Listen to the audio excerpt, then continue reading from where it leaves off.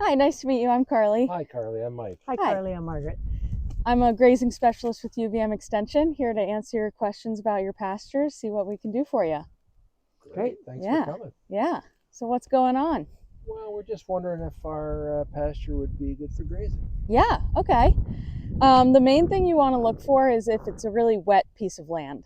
So if it tends to stay wet for a lot of the year, it might not be the best place to graze. Just because it'll be harder to get the right pasture species out there, and it'll be troublesome for your animals' hoof health and stuff like that. So just things to keep in mind. Okay. Yeah.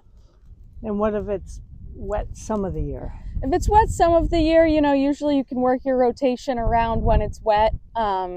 Usually pastures are wet more closer to spring, so you would maybe just start in another piece of land and then work your way towards this spot if it tends to be wet just in the spring. Yeah. Okay.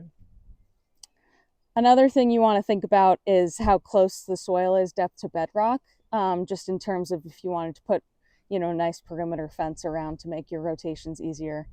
It'll be harder to put posts in the ground if you have shallow soil depth. Okay. How would we know that? You can you can look at surveys online. You could also just dig some holes, get the shovel out. Nice. Yeah. That sounds like fun. You want to do that? Yeah. We know we have a lot of clay. Okay. Yeah. Yes. Clay tends to be, nice and deep, but it tends to be wet.